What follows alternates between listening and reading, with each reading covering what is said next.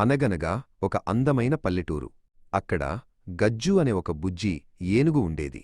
గజ్జు చాలా సరదాగా, ఉత్సాహంగా ఉండేది. గజ్జుకి నీళ్లంటే చాలా ఇష్టం. ప్రతిరోజూ అది చెరువు దగ్గరికి వెళ్ళి తన తొండంతో నీళ్లు చల్లుకుంటూ ఎంతో ఆనందంగా ఆడుకునేది. అదే చెరువు గట్టుమీద చిట్టి అనే ఒక చిన్న చీమ ఉండేది. చిట్టి చాలా చురుకైనది. అది ఆహారం కోసం గట్టుమీద వెతుకుతోంది. అకస్మాత్తుగా గాలి బలంగా వీచింది. పాపం చిట్టి పట్టు తప్పి ఒక్కసారిగా చెరువు నీళ్లలో పడిపోయింది.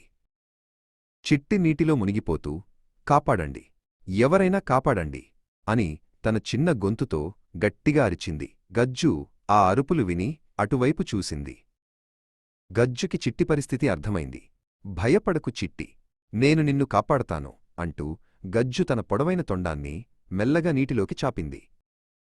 గజ్జు తన తొండాన్ని చిట్టికి దగ్గరగా తీసుకెళ్ళింది. చిట్టి, నా తొండాన్ని గట్టిగా పట్టుకో అని ధైర్యం చెప్పింది. చిట్టి మెల్లగా చాలా జాగ్రత్తగా చిట్టికి దెబ్బ తగలకుండా తన తొండాన్ని పైకి ఎత్తింది. గజ్జు చిట్టిని సురక్షితంగా గట్టుమీద దింపింది. చిట్టి ప్రాణాలు కాపాడినందుకు గజ్జుకి ఎంతో సంతోషంగా కృతజ్ఞతలు చెప్పింది. గజ్జు మరియు చిట్టి అప్పటినుండి మంచి స్నేహితులయ్యారు.